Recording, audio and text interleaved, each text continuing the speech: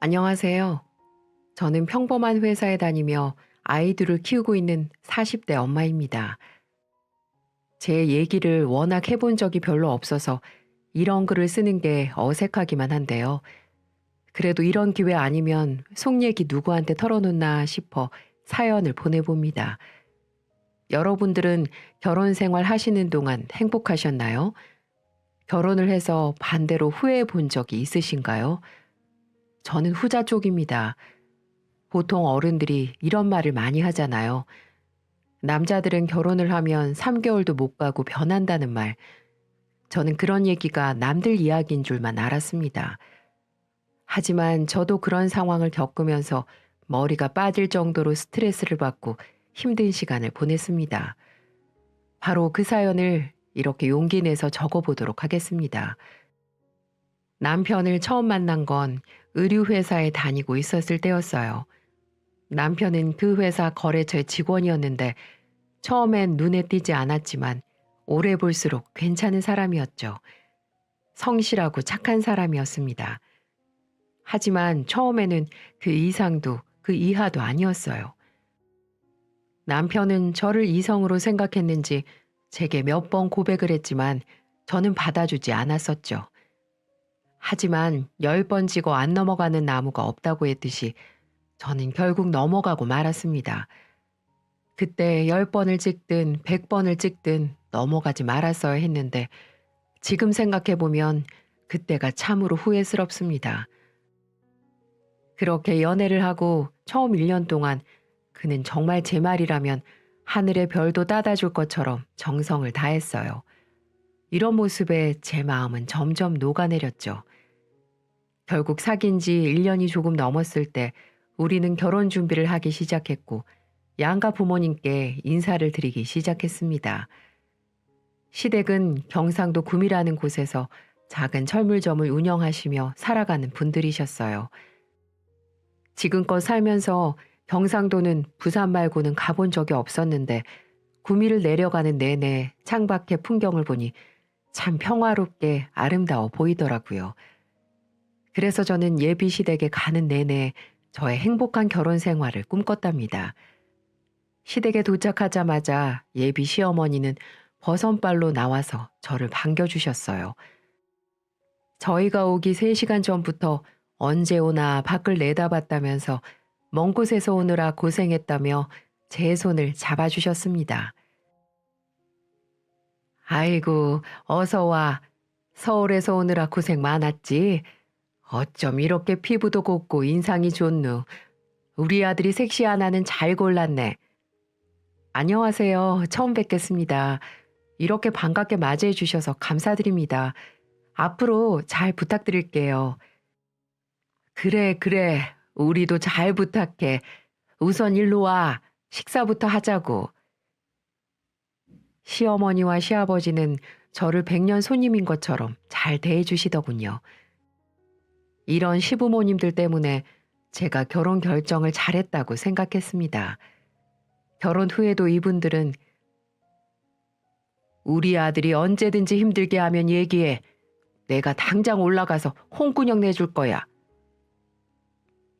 라고 말씀하시며 항상 제 편을 들어주시는 고마운 분들이셨죠. 유튜브 사연을 들으면 다들 시어머니들이 며느리 못 잡아서 안달이던데 저는 시부모님의 사랑을 듬뿍 받으며 결혼 생활을 시작했답니다.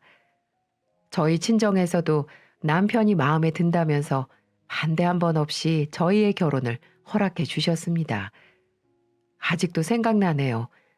결혼식을 진행하면서 사회자가 양가 부모님께 인사라는 멘트가 나왔을 때 손수건으로 한없이 저를 바라보시며 우시는 부모님의 모습.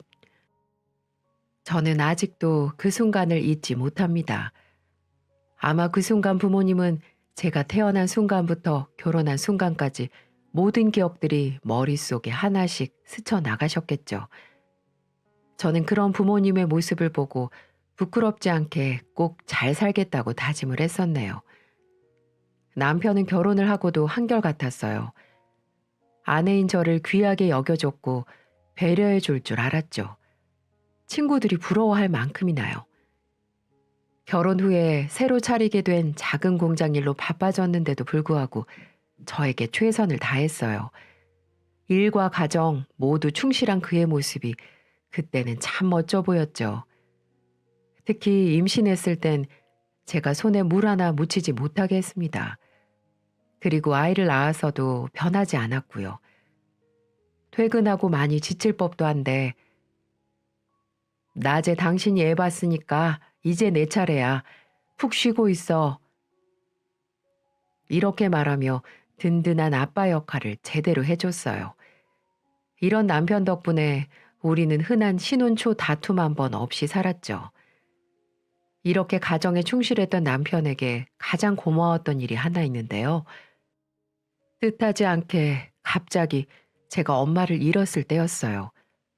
엄마는 유방암에 걸려 투병 생활을 하시다 돌아가셨어요. 이때 저는 너무 큰 충격을 받아 한동안 아무것도 하지 못했습니다. 처음에 유방암이라는 소리를 들었을 때 그래도 암 중에는 가장 약한 암이라고 하니 치료만 하면 금방 나을 수 있다고 생각했습니다. 그래서 엄마가 치료를 받으러 병원을 자주 들락날락거릴 때 치료 잘 받으라고 응원만 해줄 뿐 진심으로 엄마를 위해 제가 해준 건 없었어요. 직장 다닌다는 핑계로, 멀리 산다는 핑계로 모든 부분을 아빠에게 엄마의 간호를 부탁드리기만 할 뿐이었죠. 결국 엄마의 병세는 점점 악화되었고 그 병을 끝내 이기지 못하고 세상을 떠나고 말았습니다. 이때 저를 대신해 장례 절차도 밟고 제가 정신을 놓지 않게 다독여준 게 남편이었죠. 제가 슬퍼서 뭘 먹지도 못할 때 장모님이 당신 이런 모습 보면 마음 편히 하늘로 가시겠어? 내 얼굴 봐서라도 좀 먹어. 어? 하며 제 건강을 살뜰히 챙겨줬습니다. 그 덕에 저는 제 발로 서서 엄마 가시는 길을 지킬 수 있었죠. 그렇게 장례식을 마치고 저보다 더 힘들어 하시는 분이 계셨습니다. 바로 저의 아버지셨어요. 아빠는 장례를 치르는 동안에는 저희들에게 내색은 안 하셨지만 장례가 끝난 후 집에 혼자 계실 때는 많이 울적해 하셨습니다.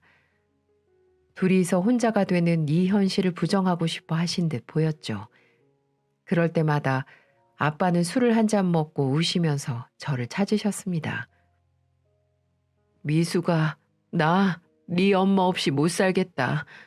너무 답답하고 술 없이는 잠을 못 잘 정도로 너무 힘들구나. 차라리 나도 네 엄마를 따라가고 싶어. 40년을 한 입을 덮고 살았는데 지금은 없다는 사실이 아직도 믿겨지지가 않어. 아빠, 그만 우세요. 살 사람은 살아야죠. 제발 술 그만 드시고 우리 생각 좀 해주세요. 아빠가 자꾸 이러면 저도 불안해서 일이 안 잡힌다고요. 그래, 미안하구나. 괜히 전화해서 너한테 근심만 끼친 것 같구나. 미안하다, 우리 딸. 아빠는 이렇게 말씀하시며 제 가슴을 찢어지게 아프게 하신 적도 많았습니다. 동네에서 소문난 인고 부부였던 엄마, 아빠. 아빠는 결국 엄마를 잃은 슬픔을 극복하지 못하고 극단적인 선택을 하셨습니다. 엄마가 돌아가시고 정확히 석 달째 접어드는 시기였어요. 천만다행히도 옆집에 사시는 김씨 아저씨가 발견해서 빠르게 병원으로 이송할 수 있었고 목숨은 건질 수가 있었습니다. 깜짝 놀란 소식을 들은 저는 회사에 연차를 쓰고 병원으로 달려갔어요. 아버지는 제게 미안한지 제 얼굴도 보지 못하시고 뜨거운 눈물만 흘리셨습니다. 아빠, 아빠, 도대체 왜 이러세요? 나 죽는 걸 보고 싶으세요? 정말 저도 죽기를 바라냐고요. 왜 나를 이렇게 힘들게 하시는데요? 저는 아빠의 속도 모른 채 아빠의 다리를 잡고 오열을 했습니다. 정말 아빠가 조금만 늦었어도 잘못될 수 있었다는 생각에 무서워서 아빠에게 하소연을 한 거였죠. 아빠는 아무 말씀도 못 하셨습니다. 그때 남편이 저를 진정시켜주고 아빠를 저 대신 위로해 주었어요. 장인어른 많이 힘드셨죠? 정말 누구보다 외롭고 마음이 아프셨다는 것도 알아요. 이제는 혼자 이렇게 아파하지 마세요. 이렇게 가족이 있는데 왜 가족을 저버리려고만 하세요? 이렇게 말을 하며 남편은 아빠의 손을 꼭 잡아주었어요. 그리고 저를 병원 밖으로 데리고 나와 아빠를 우리가 모시자고 제안을 했습니다. 장인어른 아무래도 안 되겠어. 저러다가 정말 큰일 나시겠어. 이번에는 운이 좋게 안 좋은 상황은 피했지만 우울증이라는 거는 언제 어디서 무슨 일이 벌어질지 모르는 무서운 병이야. 그러니까 앞으로 우리가 모시자. 그래야 당신도 안심이 될 거 아니야. 진심이야? 당신 괜찮겠어? 같이 사는 거 불편할 텐데. 당연히 괜찮지. 장인어른 혼자 계신 거 보는 게 더 불편해. 그러니 내가 반대할 이유가 없지. 나도 최선을 다해서 모시도록 할게. 저는 선뜻 나서서 모시자고 말해주는 남편에게 뭐라 말로 표현할 수 없는 고마움을 느꼈습니다. 솔직히 제가 먼저 남편에게 말하고 싶었던 부분이었어요. 어떻게 남편에게 말해야 하나, 어떻게 설득을 시켜야 하나 고민을 하던 참이었죠. 그런 와중에 남편이 먼저 저렇게 말을 해주니 너무 고마웠고 남편에게 또 한 번 감동을 받게 되었죠. 이렇게 우리는 집으로 친정아빠를 모시게 되었죠. 아빠가 집에 오신 후부터 우리 집 풍경은 많이 바뀌었어요. 아빠와 남편은 정말 친한 부자 사이처럼 지냈습니다. 주말 아침이면 항상 일찍 일어나 둘이 사우나도 갔다 오고 저녁에는 남편이 술 좋아하시는 아빠 술 상대도 해드리곤 했습니다. 둘 다 술이 많이 들어가면 아버지, 아들 하며 허물없이 대화하는 게 참 보기 좋아 보였습니다. 아빠는 아들 하나 더 생겨서 좋다면서 많이 밝아지셨고 저도 아빠가 외롭지 않게 웃으며 지내는 걸 보니 마음이 편했어요.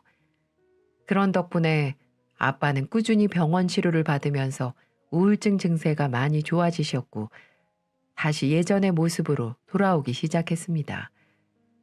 하지만 10년이면 강산도 변한다더니 남편도 어느 순간부터 변하기 시작했습니다. 그때는 제가 두 아이를 낳고 키우다가 다시 직장을 다니는 순간이었습니다. 아빠를 모신 지 11년 정도 되었을 때 남편에게 불행이 찾아왔어요. 몇 년 동안 고생하며 키워온 옷 공장의 매출이 코로나로 인해 바닥을 찍기 시작했어요. 조금만 지나면 괜찮아지겠지 하며 한 달, 두 달 버티다 반년이 지났을 땐 이미 돌이킬 수 없을 정도로 무너지고 말았죠. 그 시간 동안 혼자서 해결해 보려고 아등바등 하던 남편은 결국엔 이 사실을 저에게 털어놓더군요. 여보, 내가 어떻게든 해보려고 했는데 우리 공장 사업이 너무 기울어져서 견딜 수가 없어. 도저히 복구가 안 돼. 아무래도 주변에 도움을 좀 청해야 될 것 같아. 이렇게 돼서 미안해. 정말 면목이 없다. 아니야, 여보. 왜 미리 얘기 안 했어? 내가 어떻게든 도와줄게. 곧 해결될 거야. 그니까 걱정하지 말고 자책도 하지 마. 알겠지? 저는 죄책감에 시달리는 남편을 달래며 온갖 해결 방법을 떠올렸어요. 정부 지원금도 신청하고 제가 남겨둔 비상금도 다 끌어모았죠. 하지만 이미 빚이 쌓이고 있는 공장을 살리기엔 턱없이 부족했습니다. 결국엔 친척 친구들한테도 도움을 요청했지만 다들 어려운 시기라 난감해했고 자꾸 돈 부탁하더니 우리를 점점 피하기 시작하더군요. 옛말이 정말 틀린 말이 하나도 없었어요. 돈이 있어야 주위에 사람이 많지 돈이 없으면 주위 사람들 다 떠나간다는 말. 우리는 그 순간 그 말들을 실감할 수가 있었습니다. 어쩔 수 없이 남편은 할 수 있는 모든 대출을 다 끌어다 썼어요. 은행 대출부터 집 담보대출에 신용대출까지 손을 대가며 공장을 살리려 애를 썼지만 밑빠진 독에 물붓기였죠. 바로 그때 우리에게 손을 내민 사람이 바로 아빠였습니다. 아빠는 수중에 7천만 원을 가지고 계셨는데 그 돈을 전부 남편 사업 자금에 보태 쓰라고 주셨습니다. 그 돈은 아빠가 우리에게 오실 때 집을 팔았던 돈이었어요. 김서방, 이거 밖에 마음 같아서는 더 많이 도와주고 싶지만 내가 능력이 안 돼서 이것밖에 못 주겠네. 이게 내 전 재산이지만 자네한테 주는 돈은 아깝지 않아. 난 우리 사위를 믿어. 그러니 이 돈으로 급한 불부터 해결해봐. 아빠는 정말 전 재산의 90%를 남편에게 주셨습니다. 남편이 그랬던 것처럼 이번에는 아빠가 남편의 손을 잡아주었던 거였어요. 하지만 아빠의 응원과는 달리 남편의 사업은 좋아질 기미가 안 보였어요. 설상가상으로 여기저기서 물품 대금을 못 받으면서 결국 최악의 순간까지 와버렸습니다. 이런 시기에 남편만 힘들었겠어요? 거래처, 하청업체 전부 다가 힘들었겠죠. 한순간에 나라까지 떨어지니 남편은 평소 밝고 자신감 넘쳤던 모습은 온데간데 없이 점점 예민해지고 망가져만 갔습니다. 결국 더 이상 할 수 있는 게 없다고 느껴지자 방구석에 하루 종일 처박혀서 소주 병나발이나 부는 게 다였죠. 더 이상 손도 쓸 수 없는 상황 속에서 저는 무너진 남편을 대신해 아이들과 아빠를 보살피는 데 집중할 수밖에 없었고, 이런 하루가 반복되다 보니 남편과 저는 점점 멀어져만 갔습니다. 정신을 차렸을 때 남편은 이미 알코올 중독자가 다 되어 있더라고요. 술이 없으면 잠도 못 자고 손까지 덜덜 떨었어요. 게다가 점점 말도 험하게 하고 성격이 사나워지는 게 보였죠. 그러나 불행은 혼자 오지 않는다고 했던가요? 남편 신경 쓸 새도 없이 아버지의 건강에 적신호가 들어오기 시작했어요. 눈에 띄게 살이 빠지시고 황달까지 오는 게 심상치가 않았죠. 연세가 이미 75세가 넘으신 터라 몸은 허약해진 상태였고 서둘러 아주대병원에 모시고 가서 검사해 보니 결과는 불행하게도 췌장암이었습니다. 세상에 많고 많은 암 중에서 그 살기 어렵다는 췌장암이라니, 이를 어째. 눈앞이 깜깜해지는 것 같았죠. 그나마 다행히도 아빠는 지금 이 상황까지 대비를 해놓은 상태였습니다. 아빠는 예전부터 암보험을 가입해 놓으신 상태였어요. 보험사에 전화해서 상황을 말하고 알아보니 수령 가능한 보험금이 1억 정도라고 했습니다. 그걸 듣자 한시름 놓은 기분이었어요. 병원에서는 췌장암 2기라고 했고 수술을 하면 5년 생존율이 50% 정도는 된다고 하더군요. 그래서 거기에 희망을 갖고 치료를 해나가기로 했습니다. 우리는 아빠가 최대한 병마와 싸워서 이길 수 있도록 최선을 다했어요. 남편도 그때만큼은 술을 줄이고 아버지를 보살피는 듯 했습니다. 저는 낮에는 직장을 다니느라 남편이 아빠를 간호해주고 챙겨주었는데 그때는 참으로 고마웠어요. 이제야 다시 정신을 차렸나 싶었죠. 그러던 어느 날 조심스럽게 제게 충격적인 부탁을 하기 시작했습니다. 여보, 나 부탁이 하나 있는데 들어줄 수 있어? 뭔데? 이런 말 하기 정말 미안한데 이번에 장인어른 보험금으로 받는 돈 있잖아. 그중에 1억만 잠깐 빌려주면 안 될까? 내가 꼭 갚을게 진짜. 뭐? 당신 미쳤어? 그 돈이 어떤 돈인데 그 돈을 빌려달래. 그건 절대 안 돼. 남편은 아빠가 보험금으로 1억을 받은 걸 알고는 그 돈을 탐내기 시작했습니다. 저는 말도 안 되는 걸 부탁하는 남편에게 절대 안 된다며 크게 소리를 쳤죠. 그러자 남편은 막무가내로 저를 설득하려고 하는 겁니다. 당신 나 힘든 거 알잖아. 나 진짜 죽고 싶어. 안 돼. 차라리 사업을 정리해. 내가 지금 일하고 있잖아. 당신도 다른 일 알아보면 되고. 사람이 왜 이렇게 욕심이 끝이 없어. 저번에도 아빠가 7천만 원 도와주셨는데 이제는 보험금까지 탐내는 게 말이 돼? 당신은 나 불쌍하지도 않아? 당신 아버지만 사람이야? 나도 살고 싶다고. 내가 지금껏 장인어른에게 어떻게 했는데 나도 도움받을 자격이 있다고. 남편은 본인이 지금껏 할 만큼 했으니 보상이라도 받고 싶어 하는 듯 말을 하더군요. 정말 말하는 게 사람이 아니었어요. 그래서 우리의 대화는 점점 싸움으로 번지게 되었죠. 어떻게 힘든 사람한테 그렇게 말해? 췌장암이 얼마나 무서운 병인 거 당신 몰라? 진짜 그놈의 돈 때문에 이렇게 망가지는구나. 망가지다니. 나도 우리 가족을 위해서 이러는 거 아니야. 그리고 장인어른 나이가 고령이라 건강보험이랑 나라에서 지원해주는 걸로 충분히 치료받을 수 있어. 나도 전부 알아보고 당신한테 이런 부탁을 하는 거 아니야.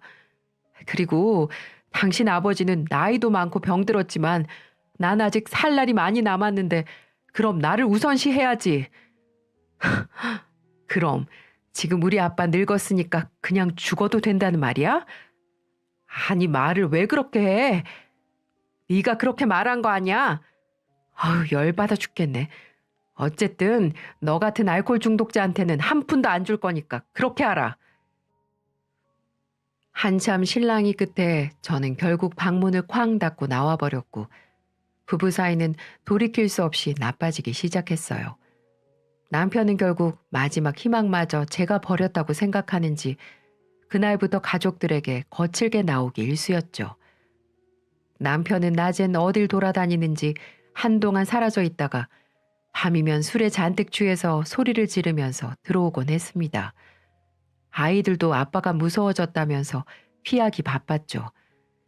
그럴 때면 온갖 욕을 하면서 화를 내기 시작했어요.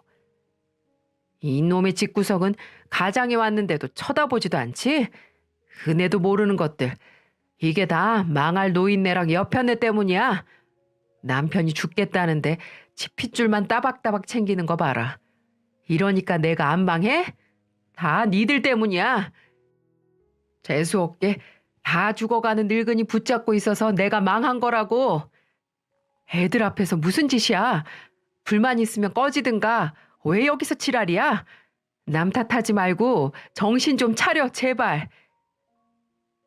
이런 식으로 밤마다 반복되는 실랑이에 저는 지쳐만 갔고 날이 갈수록 점점 남편은 공장이 망한 게 장인 때문이라는 피해망상에 사로잡히는 것 같았어요. 이것 때문에 정신병원에 보내려고도 해봤지만 남편 망하게 한 것도 모자라서 이제 정신병자 취급한다며 난리를 치는 바람에 실패했죠. 아빠는 무거워지는 집안 분위기가 다 본인 탓인 것처럼 느끼는 것 같았어요. 남편이 술 마시고 들어오는 날이면 눈치를 보기 바빴고요. 아픈 아빠가 이러는 게 너무 속상해서 아빠가 무슨 잘못이 있다고 눈치를 봐? 하고 말하면 아빠는 다 늙은 게 안 떠나고 이렇게 미련스럽게 남아있는 게 잘못이지. 미안하다. 이렇게 말하곤 했어요. 그럴 때마다 저는 마음이 찢어질 것만 같았죠. 이 때문에 스트레스를 너무 받으니 건강했던 저도 탈모까지 오더라고요. 제 상태를 보면 아빠는 아무 말도 못하게 더 심했겠죠. 하지만 회사마저 그만두면 애들 당장 먹고 입을 것도 없이 집에서 쫓겨날 판이니 이러지도 저러지도 못하며 그저 내일은 좀 잠잠하기를 바랄 뿐이었습니다. 그 사건이 지나고 몇 주 동안은 걱정이 되어서 집에 오자마자 아빠 상태부터 확인하곤 했어요. 그런데 하루는 이상할 정도로 아빠 몸이 차가운 겁니다.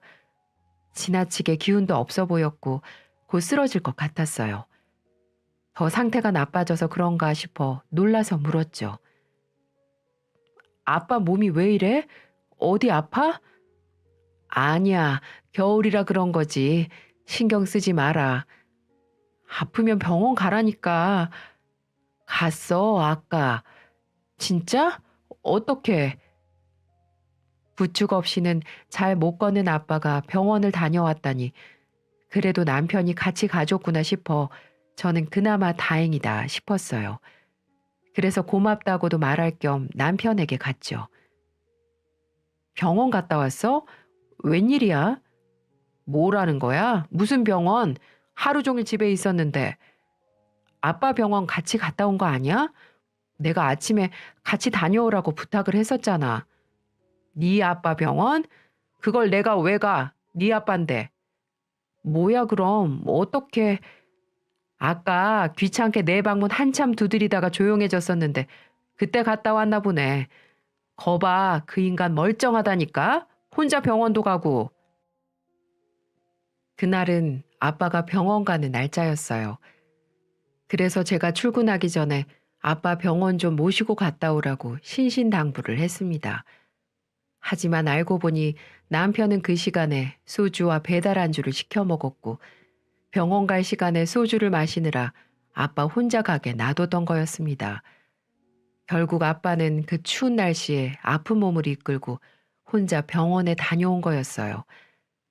저는 항암 치료 때문에 몸도 잘 가누지 못한 아빠를 다른 이유도 아니고 소주를 마시느라 혼자 가게 내버렸다는 사실에 분노를 금할 수가 없었어요.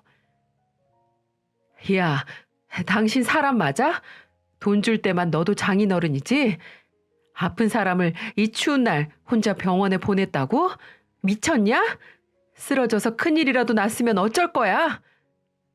내가 왜 당신 말을 들어야 하냐고? 귀찮으면 안 갈 수도 있는 거지. 그렇게 불안하면 요양원에 버리던가. 왜 남의 집에 와서 사람을 귀찮게 하는데? 뭐 이 새끼야? 결국 그날은 한참 싸우고 아이들이 와서 바짓가랑이를 잡고 말리고 나서야 끝이 날 수 있었습니다. 도대체 어디서부터 잘못된 걸까? 다시 화목했던 시절이 오긴 할까 하는 생각이 들면서 눈물이 나더군요. 남편을 괴물로 만들어버린 이 사회가 너무 원망스러웠어요. 그렇게 착하고 착실하고 가정적이었던 사람이 한순간에 저렇게 무너지는 걸 보고 피가 거꾸로 흐르는 심정이었습니다.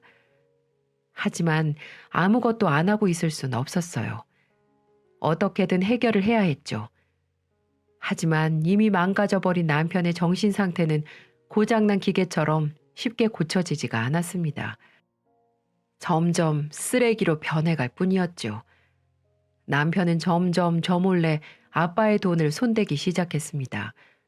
몰래 지갑에서 현금을 훔치기도 하고 5만 원, 10만 원, 30만 원 이렇게 돈을 대놓고 요구하기 시작한 걸로 보였고 심지어는 카드를 가져가서 비밀번호를 알려달라고 요구하기도 했어요. 제가 알게 된 건 아빠의 방에서 청소하다 나온 은행 출금 영수증을 보고 알게 됐습니다. 그 영수증을 보고 남편이 아빠에게 돈을 뺏고 있다는 생각이 들기 시작했어요. 아빠, 김서방이 혹시 돈 좀 달라고 요구해? 아빠는 기운 없는 목소리로 대답했죠.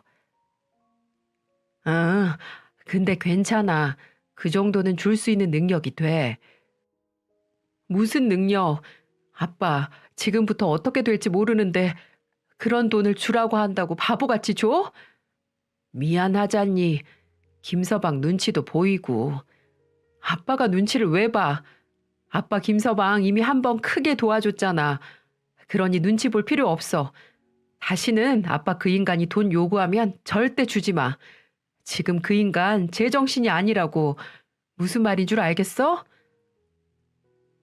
아무래도 아빠는 지금은 이렇게 망가졌지만 옛날에 남편이 잘해주었던 기억도 떠오르고 못 도와주는 것도 마음에 걸려서 남편이 함부로 대해도 참는 것 같아 보였습니다.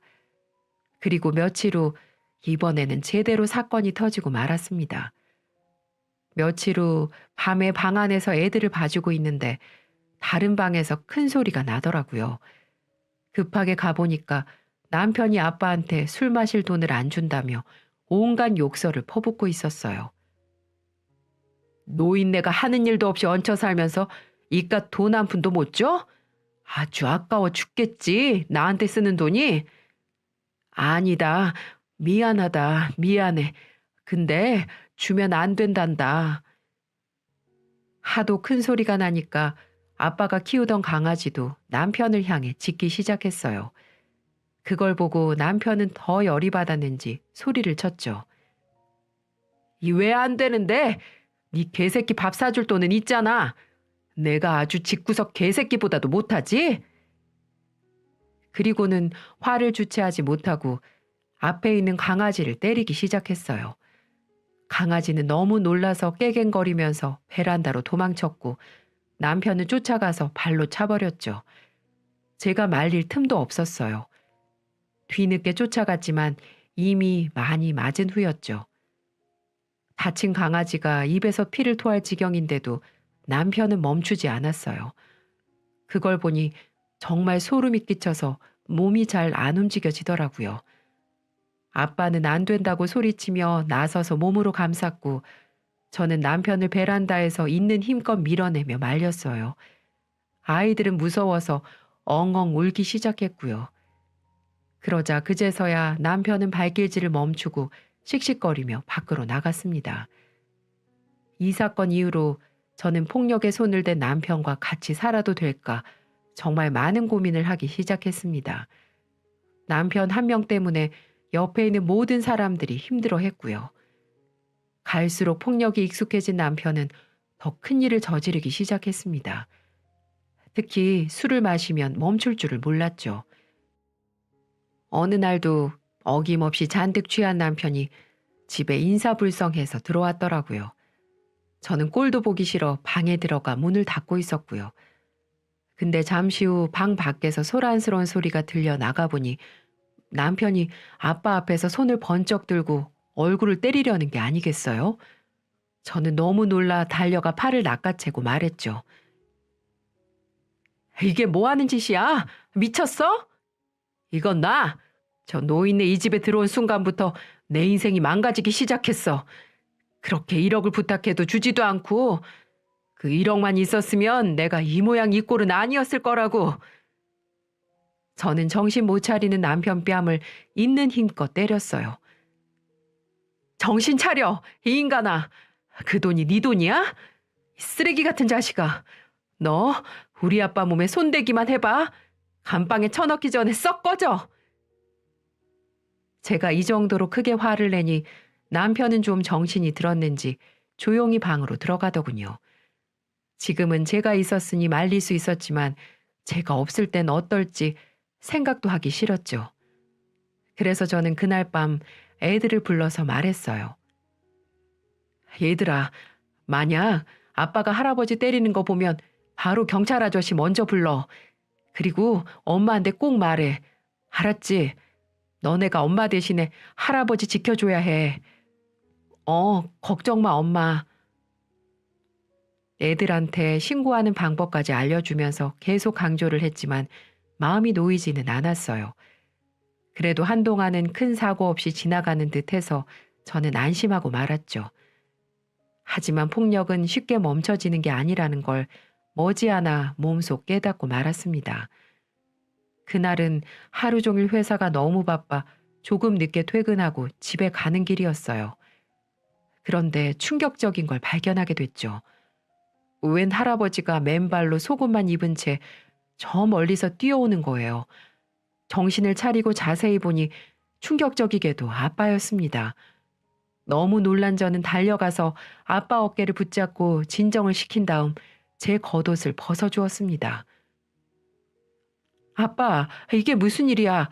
여기서 왜 이러고 있어? 미수가, 나 도저히 니네 집에서 못 살겠다.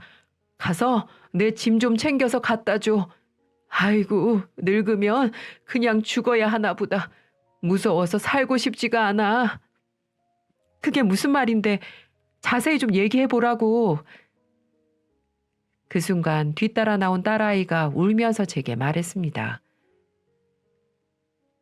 아빠가 할아버지 화장실에서 볼일 보고 있는데 샤워기 호스로 물을 뿌리고 머리를 잡아당겼어. 동생하고 나하고 그러지 말라고 말렸지만 아빠가 우리도 때렸어. 그 사이 할아버지가 도망쳐 나온 거고. 엄마, 나 아빠 너무 무서워. 지금 지민이는 집에서 아빠한테 맞아서 울고 있고, 엄마가 말한 대로 경찰에 신고했으니 곧 경찰 아저씨들 올 거야. 지금 신고하고 할아버지 무슨 일 벌어질까 봐 나도 바로 뛰쳐나온 거야. 뭐? 아, 그래. 우선 잘했어. 우리 딸, 할아버지 괜찮으실 거야. 저는 딸아이의 소리를 듣고 경악을 금치 못했습니다. 아빠의 몸을 살펴보니 온몸에 벌겋게 피멍이 들어 있었고 눈에는 실핏줄이 터져 있었어요. 그리고 조금 뒤 딸이 신고해서 온 경찰들이 찾아왔습니다. 경찰입니다. 무슨 일이시죠? 네, 폭행 신고 좀 하려고요. 남편한테 아빠가 맞아서 지금 밖으로 도망쳐 나왔거든요. 지금 우리 아빠 암 환자예요. 지금 집으로 가서 바로 체포 좀 해주세요. 경찰은 제 얘기를 듣고 집으로 가 남편을 곧바로 현행범으로 체포를 했어요. 역시나 경찰에게도 왜 수갑을 채우냐고 난동을 피우더군요. 심지어는 경찰에게까지 욕설을 하며 왜 나를 잡아가냐고 소리를 지르기 시작했어요. 결국 남편은 바로 집에서 끌려나와 경찰서에서 유치장 신세를 져야만 했습니다. 그 하루 동안 저는 마음을 굳혔어요. 더 이상 이런 인간 쓰레기 옆에 아빠를 둘 수 없으니 답은 이혼밖에 없었죠. 남은 거라곤 더 일찍 결정할 걸 하는 후회뿐이었어요. 더 웃긴 건 남편이 하루 만에 경찰서에서 풀려났다는 겁니다. 저는 이렇게 빨리 풀려날 줄 몰랐어요. 아마 남편이 동종 전과가 없고 아빠가 처벌을 원하지 않는다는 표현을 해서 풀려난 듯 보였습니다. 바보 같은 아빠. 아빠는 그렇게 당하면서도 사위의 더 큰 불행을 원하지 않았었나 봅니다. 저는 남편이 경찰서에서 돌아오자마자 이혼 서류를 눈앞에 던졌습니다. 자, 서명해. 너 범죄자니까 이제 이혼도 쉽겠다. 참 고맙다. 뭐? 갑자기 왜 이혼을 해? 어제 일 때문에 그래? 나 진짜 술 취해서 기억이 안 나. 기억 안 나면 그만 처마시고 정신병 약이나 먹어 제발. 그리고 마지막으로 조언해 주는 건데 피해망상 집어치우고 정신 좀 차리고 살아. 더 이상 망가지지 말고. 그럼 잘 있고 법원에서 보자. 이젠 술 핑계 대는 것도 더 들을 가치가 없었죠. 남편은 계속 억울하다면서 끝까지 자기 잘못을 모르더라고요. 이런 인간을 이제야 벗어나다니 참 바보같이 살았다 싶었어요. 그리고 저는 곧바로 아빠와 애들을 데리고 나와 잠시 머무를 수 있는 작은 집 하나를 얻었습니다. 내 식구 살기는 넉넉지 않았지만 그래도 전보다 훨씬 숨통이 트이는 느낌이었어요. 아빠는 딸이 본인 때문에 이혼한다며 계속 마음 아파하셨지만 그래도 이사 후 시간이 흐르니 점점 안정을 되찾아 가셨습니다. 한편 남편은 막상 이혼이 진행되는 걸 보니 두려웠는지 뒤늦게 반성을 하며 전화로 용서를 구하더군요. 미안해. 내가 미쳤었나 봐. 제발 용서해줘. 내가 직접 장인어른 뵙고 사과드릴게. 이제야 잘못한 건 알겠니? 그럼 이것도 알겠네. 네가 한 짓은 평생 용서 못 받는다는 거. 알지. 아는데 더 이상 아무도 곁에 없으니까 미쳐버릴 것 같아. 애들이라도 한 번만 보면 안 될까? 너 같은 범죄자한테 내 애들을 어떻게 보내? 절대 안 되지. 그냥 죗값 치른다 생각하고 평생 외롭게 살아. 제가 아무리 설득해도 봐주지 않자 결국 남편도 어쩔 수 없이 이혼에 동의했습니다. 그렇게 법원에서 이혼 도장을 찍고 헤어지면서 다시는 만날 일이 없기를 기도했죠. 이혼 후 새로운 생활에 적응하고 한참이 지나 꽤 살만해졌을 때쯤 저는 잊고 살던 시부모님으로부터 뜻밖의 소식을 접하게 되었습니다. 남편이 4층 건물에서 극단적인 선택을 해 병원에 실려갔다는 소식이었죠. 극단적인 선택을 할 만한 사람은 아니었는데 어찌된 일인지 물어보니 저와 이혼을 하면서 많이 힘들었다고 해요. 아이들도 아빠 보기를 거부하고 저마저도 냉정하게 돌아서니 시부모님에게 울면서 마지막 작별 인사를 구했다고 합니다. 시부모님은 놀라서 곧장 경찰에 신고를 했고 경찰은 바로 전 남편을 수소문하기 시작했는데 지나가는 행인을 통해 발견이 돼 남편은 그 시간에 병원에서 응급수술을 받고 있다고 했습니다. 다행히도 전 남편은 생명에는 지장이 없었지만 그날 이후 휠체어 신세를 져야만 했다고 했습니다. 이 세상이 외롭고 힘든 나머지 스스로 삶을 마감하려고 했던 남편은 오히려 더 불행한 인생을 살게 된 거였죠. 다리를 쓰지 못하니 정상적인 일도 앞으로 못할 겁니다. 착한 시부모님들이 무슨 고생인가요? 지금은 구미에 있는 시부모님 집으로 내려가 고독한 인생을 살고 있다고 들었습니다. 정말 안타까웠어요.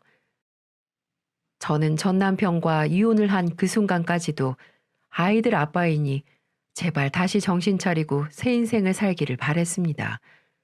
다시 정신을 차리면 아이들도 다시 보여주려고 했고요. 하지만 남편의 잘못된 선택으로 인해 본인과 본인 가족들만 더 힘들어진 상황이 돼버렸네요. 부디 지금부터라도 정신을 차려 인생을 착실하게 살길 바랄 뿐입니다. 아빠는 계속해서 항암 치료를 받으며 고생을 하고 계세요.